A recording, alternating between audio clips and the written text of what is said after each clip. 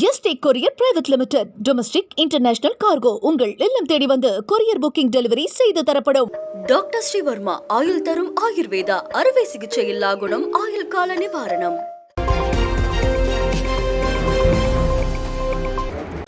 பிரதமர் நரேந்திர மோடி பீகார், ஒடிஷா, ஆந்திரா ஆகிய மாநிலங்களில் இன்றும் நாளையும் பயணம் மேற்கொண்டு நலத்திட்டங்களை தொடங்கி வைக்கிறார். பீகார் பயணத்தின் போது 400 கோடி ரூபாய் மதிப்பிலான புதிய வைஷாலி தியோரியா ரயில் பாதையை தொடங்கி வைக்கிறார். கூடுதலாக வடக்கு பீகார் முழுவதும் இணைப்பை மேம்படுத்தும் வகையில் முசாஃபர், பெட்டியா, பாடலிபுத்ரா, கோரக்பூர் இடையே வந்தே பாரத் ரயில் திட்டத்தை தொடங்கி வைக்கிறார். நமாமி கங்கை திட்டத்தின் கீழ் 1800 கோடிக்கும் அதிகமான மதிப்புள்ள 6 கழிவுநீர் சுத்திகரிப்பு நிலையங்களையும் பிரதமர் திறந்து வைக்கிறார். இதேபோல ஒடிஷா, ஆந்திராவிலும் பல்வேறு நலத்திட்ட உதவிகளை தொடங்கி வைக்கிறார். நாளை ஆந்திரா செல்லும் பிரதமர் விசாகப்பட்டினத்தில் 11வது சர்வதேச யோகா தின கொண்டாட்டங்களுக்கு தலைமை தாங்குகிறார். கடற்கரையில் நடைபெறும் ஒரு வெகுஜன யோகா கூட்டத்தில் அவர் 5 லட்சம் பேருடன் பங்கேற்கிறார். மா விவசாயிகளின் கோரிக்கைகளை வலியுறுத்தி அதிமுக சார்பில் கிருஷ்ணகிரியில் இன்று உண்ணாவிரத போராட்டம் நடைபெறுகிறது. இந்த ஆண்டு மா விளைச்சல் அமோகமாக இருந்தாலும் விலை கடுமையாக வீழ்ச்சியடைந்திருக்கிறது. கொள்முதல் விலையாக கிலோவுக்கு 5 ரூபாய் வரை கூட கிடைப்பதில்லை என மா விவசாயிகள் வேதனை தெரிவித்துள்ளனர். மேலும் 12% ஜிஎஸ்டி வரியை 5% குறைக்க வேண்டும் என்றும் அவர்கள் வலியுறுத்தியுள்ளனர். இந்த கோரிக்கைகளை தமிழக அரசு நிறைவேற்ற வேண்டும் என வலியுறுத்தி அதிமுக சார்பில் கிருஷ்ணகிரியில் இன்று உண்ணாவிரத போராட்டம் நடைபெறுகிறது. கொள்முதல் விலையாக 13 ரூபாய் கொடுக்க வேண்டும் என்றும் இழப்பீடாக ஏக்கருக்கு 30,000 ரூபாய் வழங்க வேண்டும் என்றும் அதிமுக வலியுறுத்தியுள்ளது. அதிமுகவின் இந்த போராட்டத்தை திமுக கடுமையாக விமர்சித்திருக்கிறது. மா விவசாயிகளின் பிரச்சினை தீர்க்கப்பட்ட பிறகும் அதிமுக போராட்டம் நடத்துவதாகவும் ஜிஎஸ்டி வரிகளை மாநில அரசு குறைக்க வேண்டும் என இபிஎஸ் கூறுவது விந்தையாக உள்ளது என்றும் அமைச்சர் சக்கரபாணி கூறியிருக்கிறார். மதத்தின் பெயரால் மக்களை பிளவுபடுத்தவே முருகன் பெயரில் மாநாடு நடத்தப்படுவதாக திருமாவளவன் குற்றம் சாட்டியுள்ளார். இந்த மாநாட்டின் நோக்கம் தொடர்பாக மக்களிடம் விழிப்புணர்வை ஏற்படுத்திக் கொண்டே இருப்போம் என்றும் அவர் திட்டவட்டமாக தெரிவித்திருக்கிறார். தமிழில் குடமுழுக்கு நடத்தப்பட வேண்டும் என்பதற்கு முனைப்பு காட்ட வேண்டும் என்றும், தமிழில்தான் குடமுழுக்கு என்ற நிலை ஒரு நாள் வரும் என்றும் திருமாவளவன் திட்டவட்டமாக தெரிவித்திருக்கிறார். மதுரையில் இந்து அமைப்புகள் நடத்தும் முருகன் பக்தர்கள் மாநாட்டிற்கு திமுக, கம்யூனிஸ்ட் உள்ளிட்ட கட்சிகள் கடும் கண்டனம் தெரிவித்து வருகின்றன. மக்களை பிளவுபடுத்தும் நோக்கத்திலேயே முருகனை இந்து முன்னணி, RSS மற்றும் பாஜக அமைப்புகள் கையில் எடுத்திருப்பதாகவும் திமுக, விசிக, கம்யூனிஸ்ட் தலைவர்கள் குற்றம் சாட்டி வருகின்றனர். முருகன் மாநாட்டில் பங்கேற்க வரும் யோகி ஆதித்யநாத், பவன் கல்யாண் ஆகியோருக்கு தமிழகத்துடன் என்ன தொடர்பு இருக்கிறது என அமைச்சர் சேகர் பாபு கேள்வி எழுப்பியிருந்தார். இதற்கு பதிலளித்துள்ள நயினார் நாகேந்திரன், அரசியலை தாண்டி ஆன்மீக ரீதியாக நடத்தப்படும் மாநாட்டில் கூட மாநில அடிப்படையில் பிளவுவாதத்தை தூண்டுவது தவறு என்று கூறியிருக்கிறார். மாநாட்டிற்கு வரும் தலைவர்களை வைத்து அரசியல் செய்ய வேண்டாம் என்றும் நயினார் நாகேந்திரன் தெரிவித்துள்ளார். முன்னதாக முருகன் மாநாடு குறித்து கருத்து தெரிவித்திருந்த நயினார் நாகேந்திரன், திமுகவில் பக்தி உள்ளவர்கள் முருகன் மாநாட்டிற்கு வரலாம் என அழைப்பு விடுத்திருந்தார். ஆன்மீகத்தை அரசியலோடு தொடர்புபடுத்தி பாஜகவினர் தமிழ்நாட்டில் மாநாடு நடத்துவது ஆபத்தானது என இயக்குனர் அமீர் எச்சரித்திருக்கிறார்.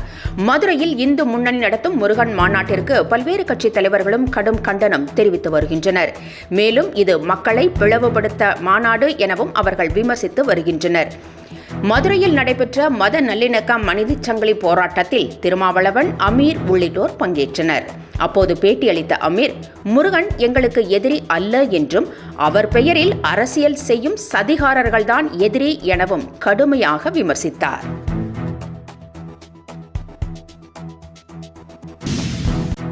தேர்தல் நெருங்குவதால் திமுக அரசு அரைகுறையாக வாக்குறுதிகளை நிறைவேற்றுவதாக அண்ணாமலை குற்றம் சாட்டியுள்ளார். காவலர் பணி உயர்வு குறித்து அரசு வெளியிட்டுள்ள அரசாணையை அவர் கடுமையாக விமர்சித்துள்ளார். 2ஆம் நிலை காவலர்களுக்கு மொத்தம் 20 ஆண்டுகளில் எஸ்ஐ பதவி உயர்வு வழங்கப்படும் என கொடுத்த வாக்குறுதியை சுட்டிக்காட்டி விமர்சித்துள்ள அண்ணாமலை, ஆனால் தற்போது 25 ஆண்டுகள் பணி அனுபவம் இருந்தால்தான் பதவி உயர்வு என்பதை ஏற்க முடியாது என்றும் தேர்தலுக்காக அரைகுறையாக வேலை செய்ய வேண்டாம் என்றும் அண்ணாமலை கூறியுள்ளார். சன் டிவியின் பங்கு விற்பனை தொடர்பாக கலாநிதி மாறன், அவரது மனைவி காவிரி மாறன் ஆகியோருக்கு தயாநிதி மாறன் 2 நோட்டீஸ்களை அனுப்பியுள்ளதாக தகவல் வெளியாகியுள்ளது. முரசொலி மாறன் மறைவுக்கு பிறகு பங்குகள் மோசடியாக மாற்றப்பட்டதாகவும் அப்போதிருந்த நிலையே இப்போதும் இருக்க வேண்டும் என்றும் அவர் வலியுறுத்தியுள்ளார். ஏற்கனவே 2024 நோட்டீஸ் அனுப்பியிருந்த நிலையில் 8 மாதங்களுக்கு பிறகு கடந்த ஜூன் மாதம் 10ஆம் தேதி மீண்டும் அவர் நோட்டீஸ் அனுப்பியுள்ளார். இந்த புகாரின் அடிப்படையில் சிவில், கிரிமினல், அமலாக்கத்துறை ரீதியான நடவடிக்கைகள் எடுக்கப்படும் என்றும் எச்சரித்துள்ளார். பங்குதாரர்கள் யாரிடமும் ஆலோசிக்காமலேயே சன் டிவி நிறுவனத்தின் 60% பங்குகள் கலாநிதி மாறன் பெயருக்கு மாற்றப்பட்டதாக தயாநிதி மாறன் கூறியுள்ளார்.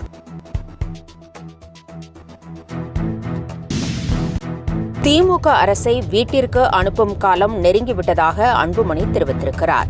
இதற்காக தனது மக்கள் சந்திப்பு பயணத்தை செங்கல்பட்டிலிருந்து தொடங்கப் போவதாகவும் அவர் அறிவித்திருக்கிறார். சேலத்தில் ஆதரவாளர்களுடன் கலந்துரையாடிய அன்புமணி திமுக அரசை கடுமையாக சாடினார். பாமக தலைவர் பதவி ஏற்றதிலிருந்து தனது நிம்மதி போய்விட்டதாக கூறினார். இதனிடையே உடல்நல பாதிப்பு காரணமாக அன்புமணியின் கூட்டத்திற்கு ஜி.கே. மணியும் அருளும் வராதது குறித்து பேசிய அன்புமணி அவர்கள் உடல்நலம் தேறி வர வேண்டும் என்று கூறினார். இந்நிலையில் பாமக பிரச்சினைக்கு திமுக தான் காரணம் என அன்புமணி கூறியது அப்பட்டமான பொய் என தெரிவித்துள்ள ராமதாஸ், முகுந்தனுக்கு நிச்சயம் பதவி வழங்கப்படும் என்றார். திடீர் உடல்நலக்குறைவு என அருள் மருத்துவமனையில் அனுமதிக்கப்பட்டிருந்த நிலையில் அவர் டிஸ்சார்ஜ் ஆகியுள்ளார். இந்தியாவில் வாடிக்கையாளர்கள் சேவையை மேலும் துரிதப்படுத்த அமேசான் நிறுவனம் 2000 கோடி ரூபாயை முதலீடு செய்ய உள்ளதாக தகவல் வெளியாகியுள்ளது. வாடிக்கையாளர்களுக்கு தேவையான பொருட்களை அவர்களது இல்லங்களில் கொண்டு சேர்க்கும் சேவையில் அமேசான் மிகச்சிறந்து விளங்குகிறது. குறிப்பாக இந்த சேவையின் மூலம் பொருட்களின் விலை குறைவாக கிடைப்பதாகவும் மக்கள் அந்த நிறுவனத்தை பெரிதும் நாடுகின்றனர். சேவையை மேலும் துரிதப்படுத்தவும் கிராமத்தில் உள்ள கடைக்கோடி மக்களுக்கும் கொண்டு சேர்க்கவும் அமேசான் நிறுவனம் மேலும் 2000 கோடி ரூபாயை முதலீடு செய்ய இருப்பதாக தகவல்கள் தெரிவிக்கின்றன.